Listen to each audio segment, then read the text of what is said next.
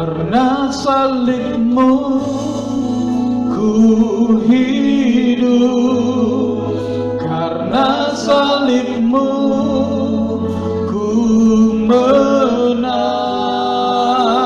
Engkau yang berkuasa, sanggup untuk melakukan mujizat-Mu kuasa. Karena salibmu ku hidup, karena salibmu ku menang. Engkau yang berkuasa, sanggup untuk melakukan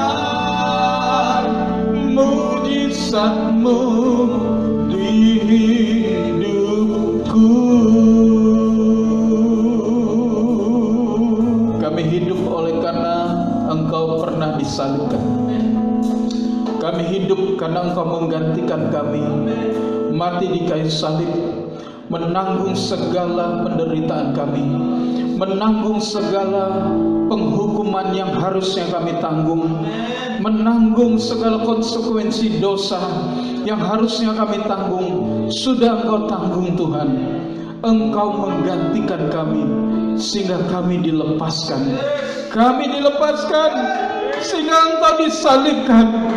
Terima kasih buat kejadian yang pernah terjadi di alam semesta ini yang tidak akan pernah terulang lagi, bahwa ada satu pribadi yang telah menggantikan kami Tuhan, tergantung di kayu salib, sehingga kami dilepaskan dari tulah dosa, kami dilepaskan dari neraka, kami mendapatkan hidup yang kekal. Terima kasih Bapa buat kami mengerti apa yang harus kami kerjakan setelah kami diselamatkan. Terima kasih Tuhan, kami mengucap syukur dan kami mau merenungkan kebenaran firman-Mu. Tuhan, kiranya mengurapi hamba-Mu yang tidak berguna ini, yang hanya melakukan apa yang hamba harus lakukan. Urapi setiap telinga kami yang mendengarkannya. Tuhan, biarlah kuasa Paskah hari ini membuat hidup kami berbeda, menjadi baru. Kami memiliki kisah yang baru bersama dengan Tuhan. Kisah yang lama sudah kami tinggalkan, maka kami membuat kisah yang baru bersama dengan Tuhan. Terima kasih Bapa. Kami terima dengan ucapan syukur pesan Paskah hari ini, tahun 2020, di dalam nama Tuhan kami, Yesus Hamasiah. Haleluya. Yang percaya berkata amin. Puji Tuhan. Bapak Yahweh memberkati setiap kita, dan selamat berjumpa di kanal yang istimewa. Melalui Facebook kita berjumpa di ibadah Paskah tahun 2020. Saudaraku yang kekasih, mungkin hanya kali ini atau tahun ini, mudah-mudahan tidak lagi di tahun-tahun yang akan datang, bahwa kita merayakan hari besar, hari yang sungguh besar, tidak di gereja tapi di rumah. Saudaraku yang kasih, Paskah adalah hari raya yang besar, yang sudah berusia tua, sekitar 3.400 tahun yang lalu sudah dimulai oleh Bani Yakub di negeri Mesir bersama dengan Musa. Dan Paskah Perjanjian Baru adalah penggenapan dari Paskah Perjanjian Lama. Itu yes dan amin. Kita tidak dapat melepaskan diri dari Paskah Perjanjian Lama, tapi tentu makna Paskah Perjanjian Baru sungguh berbeda.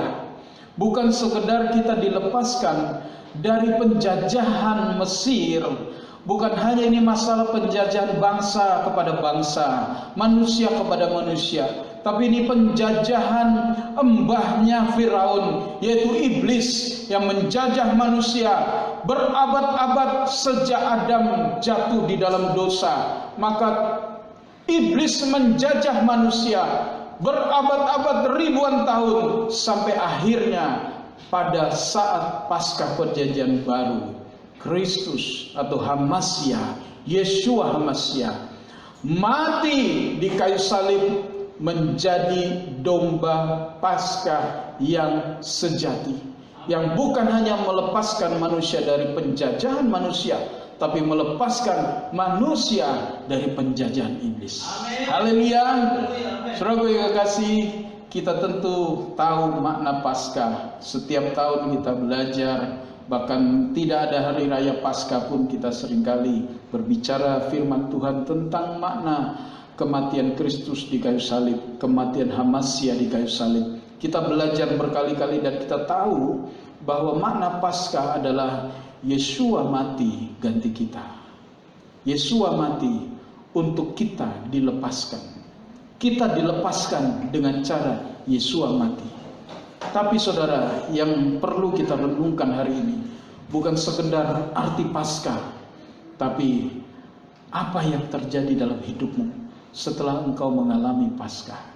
Saya pikir ini tidak kalah pentingnya, sebab tanpa itu maka Paskah bertahun-tahun saya rasa tidak ada dampaknya dalam hidup kita. Tapi kita mau menjadi orang-orang yang memiliki hidup yang berbeda. Sebab itu mari kita membuka lebih dahulu Alkitab kita dalam Injil Matius. Injil Matius pasal yang ke-27.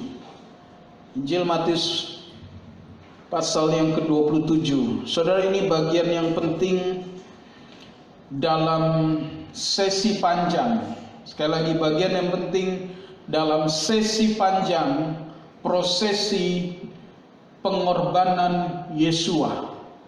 Jadi kita semua tahu bahwa Yesua mati sebagai anak domba Paskah. Tapi saudara, Yesua tidak bisa mati dengan cara yang salah. Dia harus mati dengan cara yang benar. Dia tidak boleh mati dengan cara yang salah. Mengapa saudara? Kalau dia mati dengan cara yang salah, maka tidak ada gunanya kematiannya. Kematiannya tidak berdampak apa-apa. Kematiannya tidak menghasilkan apa-apa. Hanya sebagai sejarah ada seorang yang mati di salib, itu saja saudara. Tidak berbeda dengan hal-hal yang lain. Saudara, setiap hari kita mendengar ada kematian. Ada yang dibunuh, ada yang kecelakaan, ada yang kena corona saudara. Tapi kematian Hamasya harus dengan cara yang benar, sehingga kematiannya hanya satu kali, tapi berefek selama-lamanya sepanjang manusia ada di muka bumi ini. Amin. Yesaya 53 menceritakan itu, tapi kita lebih dulu membaca dalam Matius pasal yang ke-27 ayat yang ke-11. Mari kita melihat Injil Matius pasal 27 ayat yang ke-11. Bunyinya demikian. Dan Yesua berdiri di hadapan gubernur itu, dan dia menanyainya. Gubernur itu menginterogasi seraya berkata, "Engkaukah raja orang Yahudi?" Dan Yesua berkata kepadanya, "Engkau mengatakannya." Dan pada waktu dia dituduh oleh para imam kepala dan para tua-tua, dia tidak menjawab apapun. Kemudian berkatalah Pilatus kepadanya, "Tidakkah engkau mendengar betapa banyak hal yang mereka persaksikan menentangmu?" Dan dia tidak menjawab kepadanya, bahkan sepatah kata pun tidak. Sehingga gubernur itu sangat heran. Adapun pada setiap hari raya, gubernur itu biasa membebaskan seorang tawanan bagi kerumunan orang itu yang mereka inginkan. Dan pada waktu itu mereka mempunyai seorang tawanan terkenal yang disebut Barabas. Oleh karena itu, ketika mereka berkumpul, Pilatus berkata kepada mereka, "Siapakah yang kamu ingini aku bebaskan bagimu? Barabas atau Yesua yang disebut Hamasya?" Sebab ia mengetahui bahwa mereka telah menyerahkan dia karena kedengkian. Dan sementara dia duduk di kursi pengadilan, istrinya menyuruh orang kepadanya untuk mengatakan, "Kiranya tidak ada apa-apa atasmu dan atas orang benar itu, karena aku telah menderita banyak hal hari ini melalui mimpi sehubungan dengan dia." Ayat 20. Namun para imam kepala dan para tua-tua itu telah menghasut kerumunan orang itu agar mereka meminta Barabas dan membinasakan Yesua. Dan sambil menanggapi, gubernur itu berkata kepada mereka, "Siapakah yang kamu ingini?" Dan dari kedua orang itu, aku membebaskan bagimu. Dan mereka berkata, Barabas. Berkatalah Pilatus kepada mereka, selanjutnya aku harus berbuat apa terhadap Yesua yang disebut Hamasia? Mereka semua berkata kepadanya, biarlah dia disalibkan. Dan gubernur itu berkata, karena dia telah melakukan kejahatan apa? Namun mereka terus berteriak dengan lebih keras sambil berseru, biarlah dia disalibkan. Dan Pilatus ketika melihat bahwa hal itu tidak menghasilkan apapun, sebaliknya malah menimbulkan kekacauan, dengan mengambil air ia membasuh tangan di hadapan kerumunan orang itu seraya berkata, aku tidak bersalah terhadap darah orang benar ini, akan kamu lihat.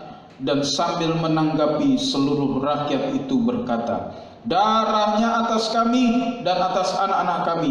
Kemudian ayat 26, dia membebaskan siapa saudara? Barabas bagi mereka. Dan setelah mencambuki Yesua, ia menyerahkan supaya dia disalib. Akhirnya Pilatus memutuskan, sebagai penguasa hukum sipil saat itu di Israel, di tanah orang Yahudi, dia memutuskan Barabas dibebaskan dan Yesua Hamasia disalibkan. Saudara pengasih, inilah cara yang benar untuk dia mati. Dia harus mati dengan cara seperti ini. Kita melihat sebentar dalam Yesaya 53. Yesaya 53 menubuatkan lewat Nabi Yesaya. Dan kita tahu bahwa ini ayat yang sulit untuk ditafsirkan oleh orang Yahudi. Orang Yahudi yang tidak menerima kemesiasan daripada Yesua berusaha memberi arti pada nubuatan Yesaya ini, bahwa yang dimaksudkan di pasal 53 ini bukan Yesua, tetapi orang Israel secara keseluruhan. Saudara, ini adalah sebuah argumen yang tidak benar. Tapi kita tahu bahwa Yesaya menubuatkan tentang Yesua. Pasal 53 ayat yang kelima. Namun dia ditikam karena pemberontakan kita, diremukkan karena kejahatan kita. Ganjaran demi keselamatan kita menimpa atasnya, dan melalui bilur-bilurnya dia telah menjadi kesembuhan bagi kita. Seperti domba kita semua telah tersesat, ketika kita masing-masing telah berbalik menurut jalannya sendiri. Tetapi Yahweh telah menimpakan kepadanya kejahatan kita semua. Dia ditindas dan dia disengsarakan, tetapi dia tidak membuka mulutnya. Seperti seekor domba dia digiring ke pembantaian, dan seperti induk domba dia menjadi keluh di hadapan orang yang menggunting bulunya. Demikianlah dia tidak membuka mulutnya. Saudara yang kasih, apa yang terjadi di Matius pasal 27 sangat sinkron dengan Yesaya 53, bahwa cara Yesua mati, yaitu dia digiring, dibantai, dan dia disalibkan. Dia ditikam, dia dibunuh dengan cara yang sadis. Saudara yang kasih, tapi untuk sampai kepada kejadian itu, untuk sampai kepada momen itu yang hari ini kita rayakan, untuk sampai kepada kisah di Matius pasal 27, di mana Yesua diputuskan untuk disalib, itu tidak demikian mudah. Semua memang diawali dengan kedengkian oleh para ahli Taurat dan imam-imam kepala. Kita tahu waktu itu ahli Taurat dan imam-imam kepala, mereka memiliki kuasa, otoritas dalam keagamaan. Tapi sejak munculnya Yesua, maka mereka kehilangan panggung. Orang-orang lebih senang mendengar Yesua dibandingkan mendengar para ahli Taurat. Bahkan ada beberapa ahli Taurat yang mulai nyebrang percaya kepada Yesua, Nikodemus misalnya, dan lain sebagainya. Sehingga mereka mulai dengki dan ingin sekali membunuh Yesua. Tapi saudara, mereka tidak bisa membunuh Yesua begitu saja. Yang pertama, Bapa masih melindungi Yesua. Yang kedua, mereka tidak punya legitimasi untuk membunuh, sebab itu ada pada otoritas pemerintah Roma. Jadi mereka harus bersekongkol dengan beberapa pihak, sehingga muncullah stakeholder atau penyandang kepentingan. Terbangunlah sebuah stakeholder yang diawali dengan kedengkian orang Farisi dan para imam-imam kepala. Lalu mereka menemukan seorang yang bernama Yudas. Yudas adalah salah satu dari murid Yesua, yang karena motivasinya yang salah, dia tertarik untuk bisa mendapatkan kesempatan menyerahkan Yesua. Tapi Yudas tidak bisa juga melakukan, Yudas tidak tega juga, saudara. Sampai akhirnya iblis harus masuk ke dalam hati Yudas. Dalam Injil diceritakan dalam Lukas pasal 22 ayat yang ketiga, iblis masuk ke dalam diri Yudas yang memang sudah punya keinginan untuk melakukan pengkhianatan. Iblis masuk dan Yudas kemudian pergi kepada imam kepala dan ahli Taurat dan bertanya, kalian berani berapa? Wani piro? Kalian berani berapa untuk aku serahkan Yesua kepada kalian? Sehingga terbentuklah sebuah Trinity yang jahat, sebuah tiga dalam satu yang jahat. Yang pertama imam kepala dan ahli Taurat, yang kedua Yudas, dan yang ketiga iblis. Saudara, tiga pihak ini bersekongkol supaya Yesua bisa ditangkap. Tapi mereka tidak bisa melakukan apa-apa, saudara. Hanya menangkap saja, tidak ada gunanya. Mereka harus gandeng lagi beberapa pihak. Mereka gandeng beberapa pihak dari hukum agama, yaitu Hanas dan Kayafas, lalu Pilatus dari hukum sipil. Sebab untuk sampai Yesua mati dan tanpa konsekuensi hukum, haruslah keputusan hukum atau hukum sipil yang dipegang oleh Pilatus. Maka ahli Taurat dan orang Farisi kemudian membawa Yesua kepada Hanas, mertua dari Kayafas, yang saat itu menjadi imam besar. Hanas kemudian sepakat dengan Kayafas menetapkan fatwa bahwa Yesua bersalah. Mengapa bersalah, saudara? Sebab Yesua sudah mengaku atau menyebut dirinya sebagai anak Elohim atau putra Elohim. Dengan demikian sahlah dari sisi hukum agama Yesua bersalah karena dianggap menghujat Elohim.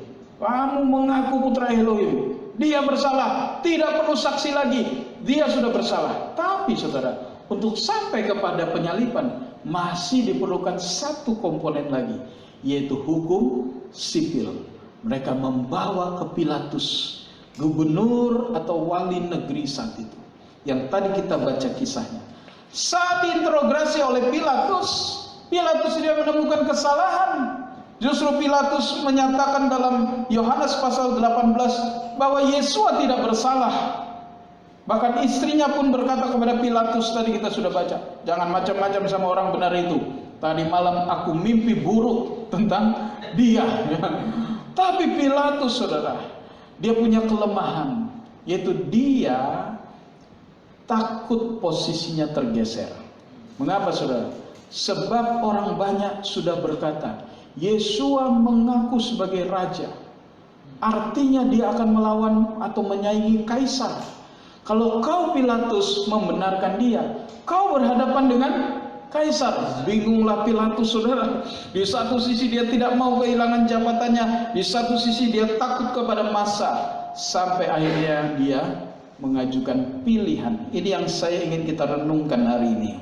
Siapakah yang hari itu beruntung atas usaha para stakeholder ini? Yaitu seorang yang bernama Barabas. Saudara, ada kebiasaan di sana, kalau hari raya satu tawanan atau satu narapidana boleh dibebaskan atas permintaan banyak orang. Dan hari itu adalah hari raya yang bisa memungkinkan hal ini. Maka Pilatus mencoba, saudara, untuk membebaskan Yesua dengan fasilitas ini. Tapi apa yang terjadi, saudara? Ketika dia perhadapkan Yesua, pilihan antara Yesua dengan Barabas, Tadinya dia berpikir pasti orang Israel tidak mau Barabas dibebaskan. Kenapa saudara? Karena dia penjahat, dia pembunuh, dia penyamun, dia pasti membuat resah masyarakat.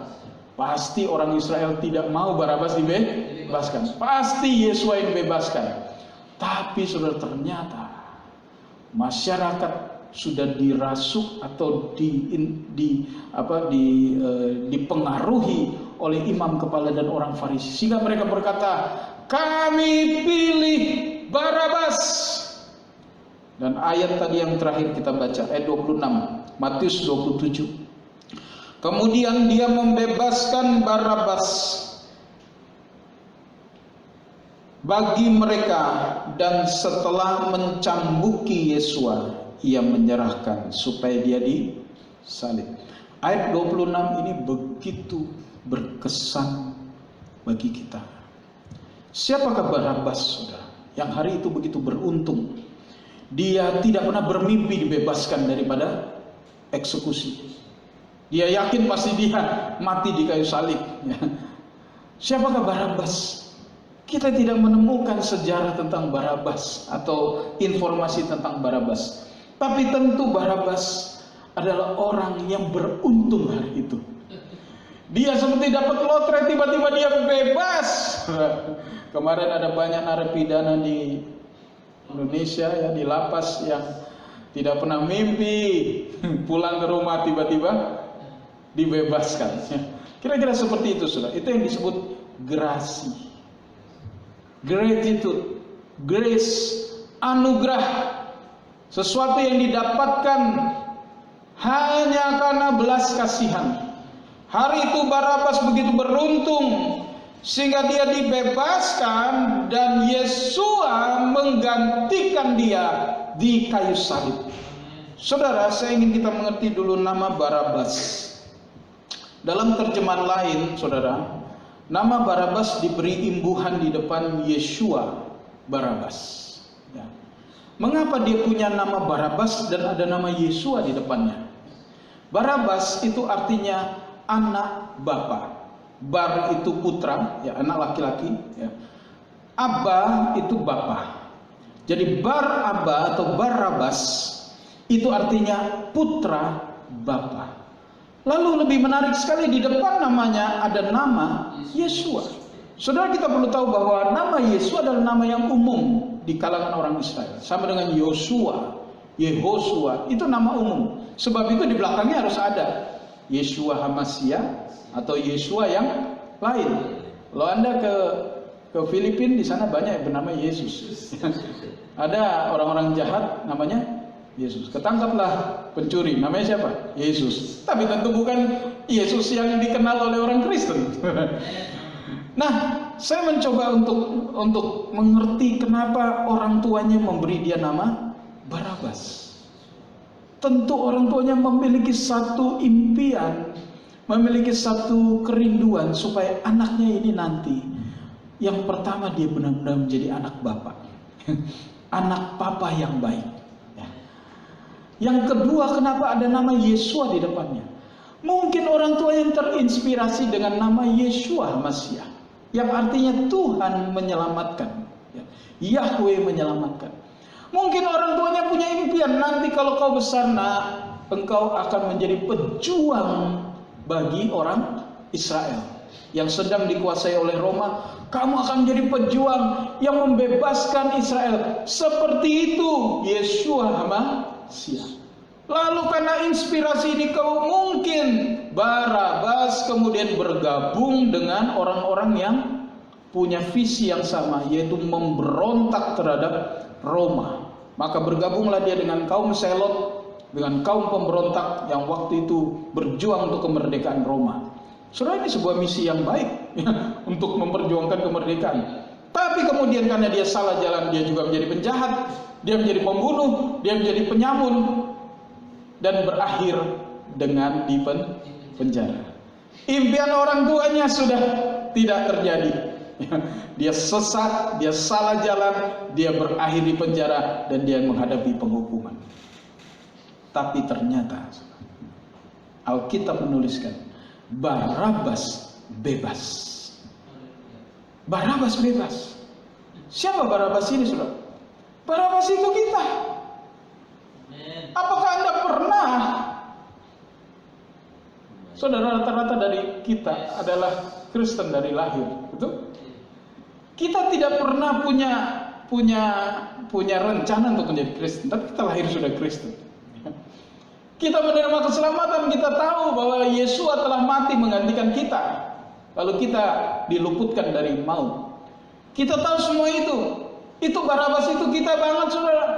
Yesaya 53 tadi berkata bahwa oleh karena pemberontakan kita, bukankah Barabas itu pemberontak? Oleh karena kejahatan kita, bukankah Barabas itu seorang pemberontak?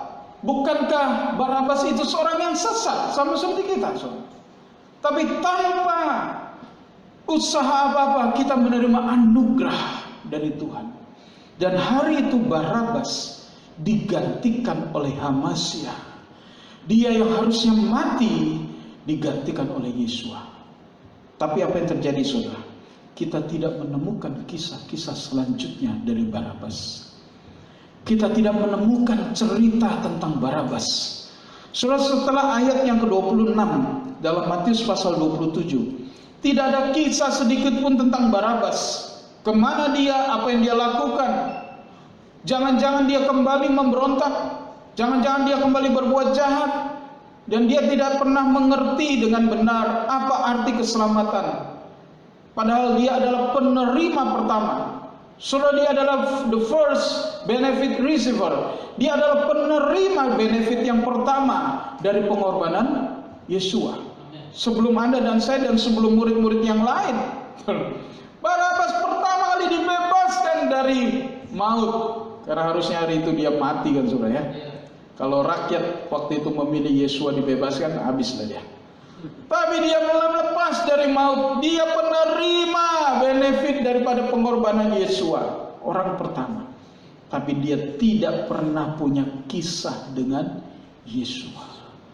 Kita harus merenungkan hari ini. Apakah engkau hanya menerima begitu saja pengorbanan Yesua? Apakah Paskah itu engkau mengerti tapi kau tidak punya kisah dengan Tuhan?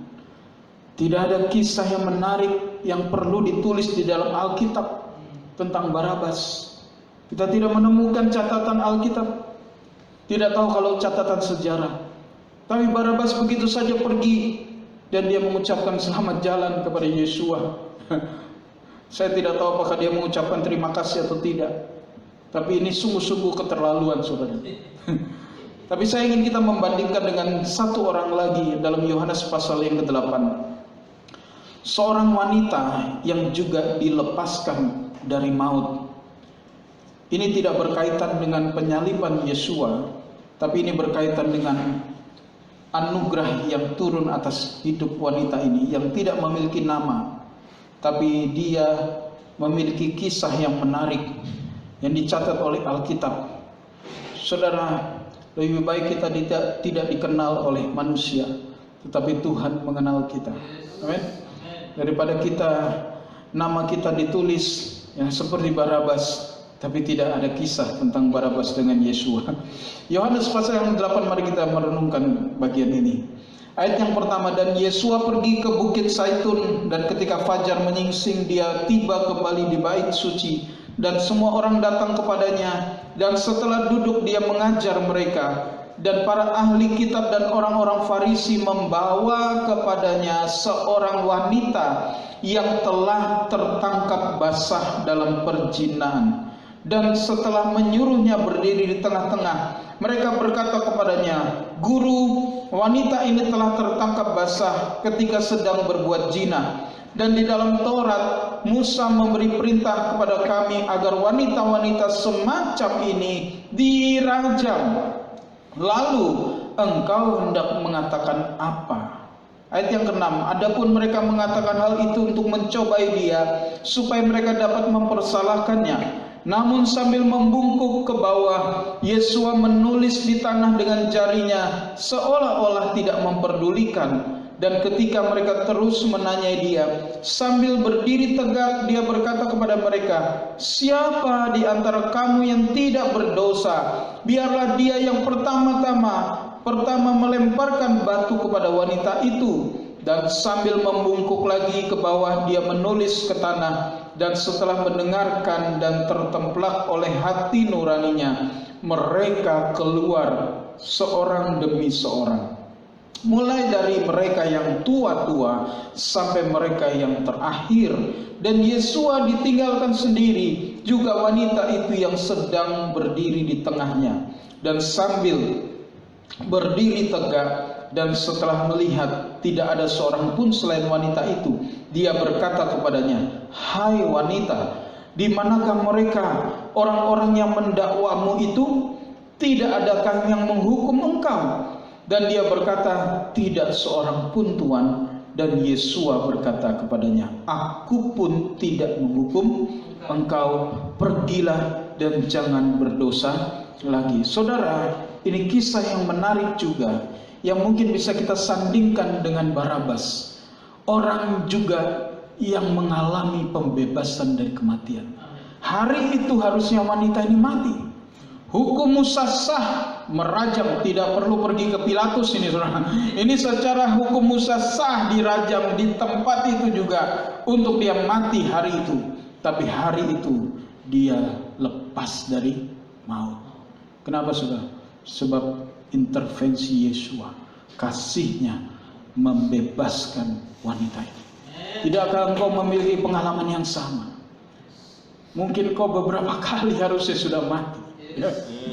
Bukan karena berzina mungkin, tapi oleh anugerah kita hari ini ada.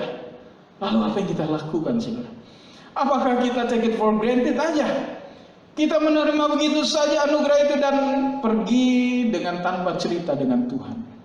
Saudara, memang di Yohanes pasal 8 tidak ada kisah selanjutnya tentang wanita ini. Tapi saya dan beberapa para teolog memperkirakan bahwa wanita ini juga yang muncul di Lukas pasal yang ke-7. Mari kita melihat, saudara. Injil Lukas pasal yang ke-7. Saudara, di Alkitab ada beberapa ayat dan semuanya ada di 4 Injil yang menceritakan tentang wanita yang datang kepada Yesua dengan membawa minyak dalam buli-buli, ya. Itu ada di Matius pasal 26, itu ada di Markus pasal 14, itu ada di Yohanes pasal 12, dan juga ada di Lukas pasal yang ke-7. Tetapi saudara, dari ketiga kisah ini tidak semuanya sama. Matius pasal 26 dan Markus pasal 14 itu terjadi 2 hari sebelum Paskah, di rumah seorang yang bernama Simon, orang kusta, ya. Di situ ada perjamuan di rumah Simon si kusta, ya. Dan terjadinya 2 hari sebelum Paskah. Yohanes pasal 12 itu juga wanita mengurapi Yesua, tapi terjadi 6 hari sebelum Paskah, dan jelas nama wanitanya adalah Maria. Di Matius pasal 26 dan Markus pasal 14 tidak ada namanya, no name, ya, anonimus. Di Lukas pasal 7 juga tidak ada nama wanita ini. Nama tuan rumahnya sama, Simon, tetapi bukan si kusta, tapi Simon orang Farisi. Dan terjadinya itu jauh sebelum Paskah. Jadi kita bisa simpulkan bahwa ada 3 peristiwa pengurapan. Yang pertama di Lukas 7, yang kedua di Matius dan Markus, dan yang ketiga di Yohanes. Tapi yang menarik di Lukas 7, mari kita melihat, saudara. Wanita juga yang tidak memiliki nama. Ayat yang ke-36. Dan seseorang dari antara orang Farisi meminta dia supaya dia makan bersamanya. Dan setelah masuk ke dalam rumah orang Farisi itu, dia duduk makan. Dan tampaklah seorang wanita di kota itu. Di kota mana, saudara? Kalau kita lihat perikop-perikop sebelumnya, mungkin ini terjadi di dekat Nain. Karena di perikop sebelumnya ada kisah Yesua membangkitkan seorang anak janda di Nain. Berarti ini di daerah utara, dekat daerah Galilea. Ada seorang wanita, tampaklah seorang wanita di kota itu, ia adalah orang berdosa. Ketika mengetahui bahwa dia sedang duduk makan di rumah orang Farisi itu, dengan membawa buli-buli pualam berisi minyak wangi, dan seraya berdiri di sisi kedua kakinya sambil menangis ke belakangnya, dia mulai membasahi kedua kakinya dengan air mata dan dengan rambut kepalanya. Dia menyekanya dan mencium kedua kakinya serta mengurapinya dengan minyak wangi itu. Dan ketika melihatnya, orang Farisi yang mengundang dia berkata dalam dirinya sambil mengatakan, jika dia ini adalah seorang nabi, seharusnya dia tahu siapa dan wanita macam apa yang menjamah dia, karena dia adalah orang berdosa. Dan seraya menanggapi, Yesus mulai berkata kepadanya, Simon, aku punya sesuatu untuk mengatakan kepadamu. Dan dia berkata, Guru, katakanlah. Ada dua orang yang berhutang kepada seorang pemiutang. Yang seorang berhutang 500 dinar dan yang lain 50. Dan karena mereka tidak memiliki sesuatu untuk membayarnya, dia membebaskan keduanya. Oleh karena itu katakanlah, siapakah di antara mereka yang akan lebih mengasihi dia? Dan sambil menjawab, Simon berkata, aku kira orang yang kepadanya dia bebaskan utangnya lebih banyak. Dan dia berkata kepadanya, engkau menilai dengan tepat. Dan sambil berpaling kepada wanita itu, dia berkata kepada Simon, apa engkau melihat wanita ini? Aku masuk ke rumahmu, engkau tidak memberikan air untuk kakiku, tetapi dia membasahi kakiku dengan air mata dan menyekanya dengan rambut kepalanya. Engkau tidak memberikan ciuman kepadaku, tetapi dia sejak aku masuk tiada henti mencium kakiku. Engkau tidak mengurapi kepalaku dengan minyak, tetapi dia mengurapi kakiku dengan minyak wangi. Oleh sebab itu aku berkata kepadamu, dosanya yang banyak telah diampunkan, karena ia telah banyak mengasihi. Tetapi yang kepadanya sedikit diampunkan, dia sedikit mengasihi. Dan dia berkata kepada wanita itu, dosamu telah diampunkan. Saudara, siapakah wanita ini? Kita tidak tahu, karena tidak dituliskan namanya. Tapi mengingat bahwa Nain itu dekat dengan Magdala, satu kota yang kemudian menjadi nama dari seorang wanita juga yang dikenal punya pengalaman tragis dalam hidupnya, yang bernama Maria Magdalena. Saudara, Maria Magdalena adalah juga orang yang mengalami kasih kemurahan Tuhan, sehingga akhirnya dia melayani bersama dengan Yohana dan wanita-wanita lain mengiring Yesus dalam penginjilan. Saudara, wanita ini adalah wanita yang datang kepada Yesus di rumah Simon, seorang Farisi. Datang karena dia sudah merasakan diampuni dosanya. Sebab itu dia datang dan melayani Yesus dengan air matanya dan dengan minyak wanginya. Mengapa dia datang? Jelas dia merasakan kemurahan Yesus sebagai orang yang dikenal berdosa, tapi diampuni. Dan kemungkinan besar wanita inilah yang terjadi di Yohanes pasal yang ke-8. Saudara, saya tidak memastikan, tapi bisa ditafsirkan seperti itu. Kalau memang benar wanita ini adalah wanita yang di Yohanes pasal 8, maka kita belajar bahwa tidak seperti Barabas yang ketika menerima anugerah lalu pergi begitu saja dan tanpa memiliki kisah dengan Yesus. Wanita ini kemudian kisahnya ditulis dalam Injil. Kalau memang benar dia adalah Maria Magdalena, maka dia adalah penginjil pertama. Sebab Yesus berpesan pertama kepada Maria Magdalena setelah dia bangkit, pergi dan kasih tahu kepada murid-muridku bahwa aku telah bangkit. Aku menunggu mereka di Galilea.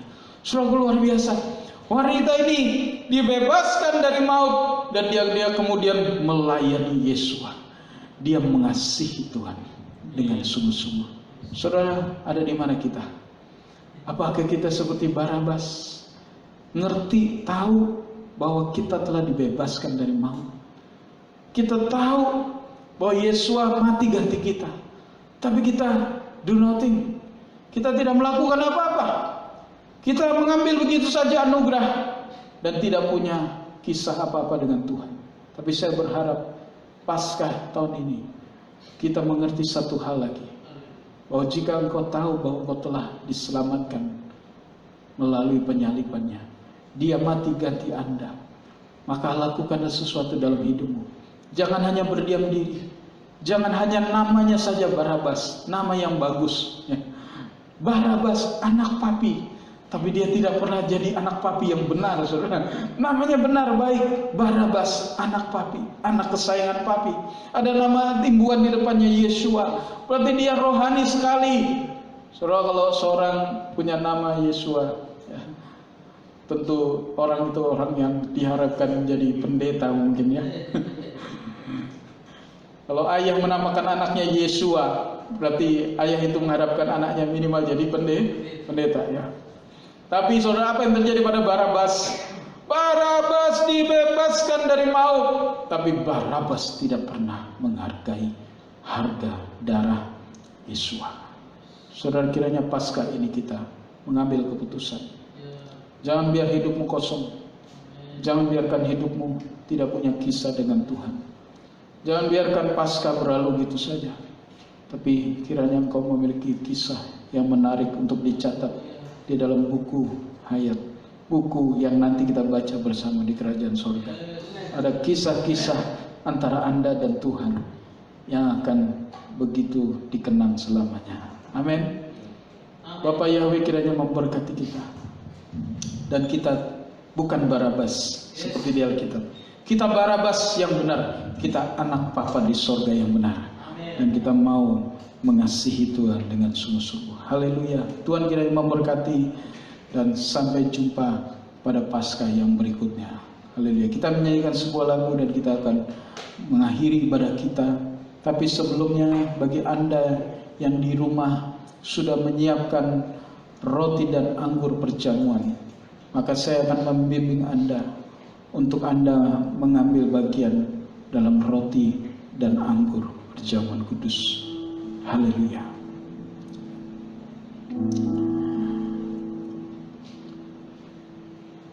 Letakkan tangan Anda di atas setiap roti dan anggur perjamuan yang telah Anda siapkan di rumah Anda masing-masing.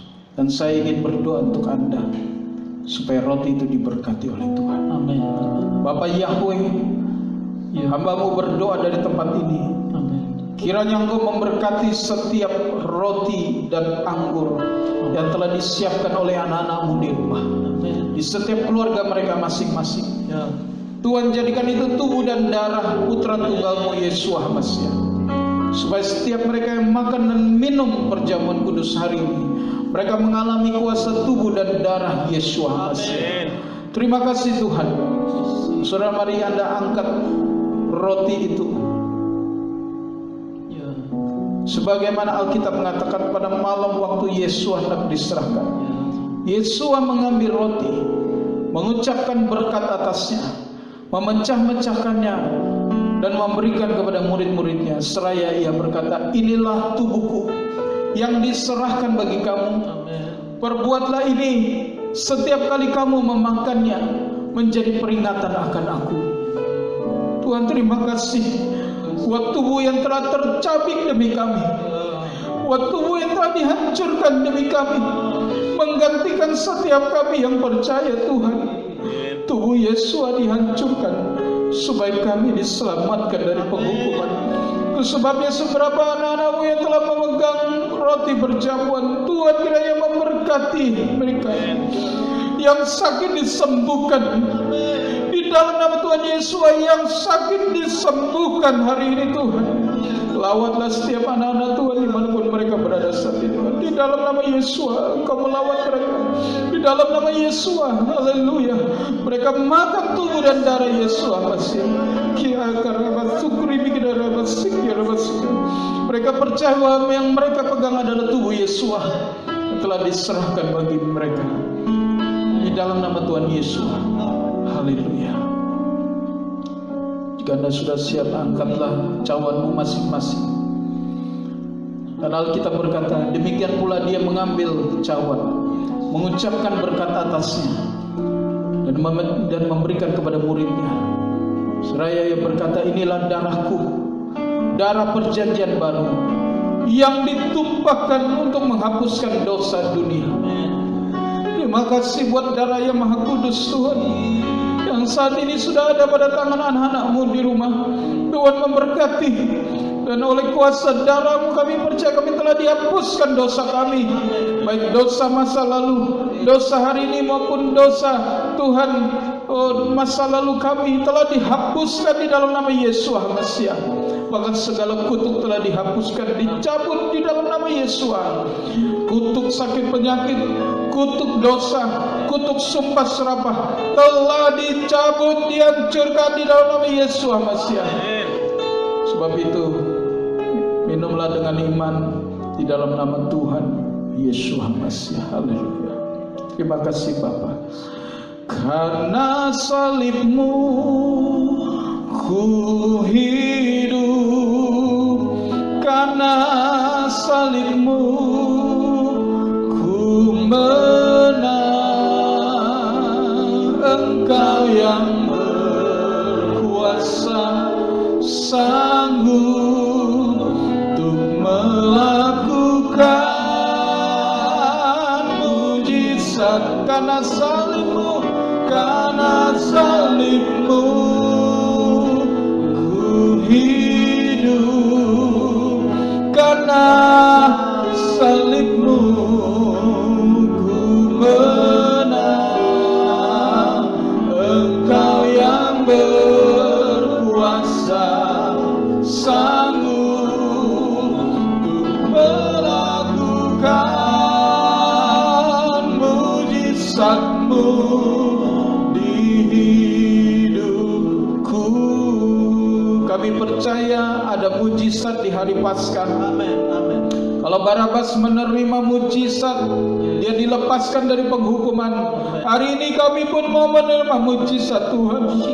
Jika ada yang sakit di rumah atau dimanapun Anda berada, letakkan tangan kirimu di atas bagian yang sakit dan angkatlah tangan kananmu. Mari kita menerima kuasa Paskah. Oleh bilur-bilur yang akan disembuhkan. Hari ini Tuhan jamahlah setiap anak-anak-Mu yang yakin dan percaya.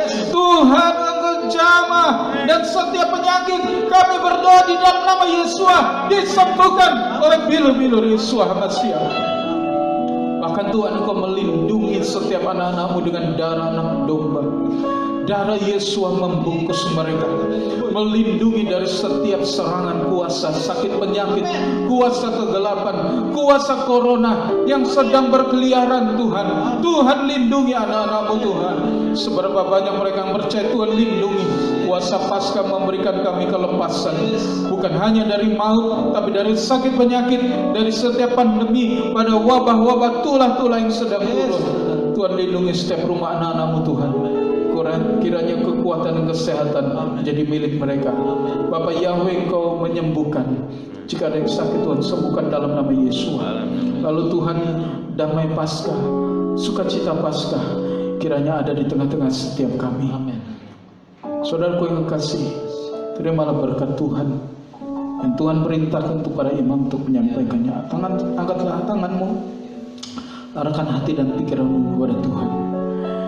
Aku menyerahkan engkau kepada Tuhan dan kepada firman kasih karunia yang berkuasa untuk membangunmu dan memberikan kepadamu bagian yang Ia janjikan. Terimalah berkat ini. Yahweh memberkatimu dan melindungi engkau. Yahweh menyinarimu dengan wajahnya dan memberimu kasih karunia.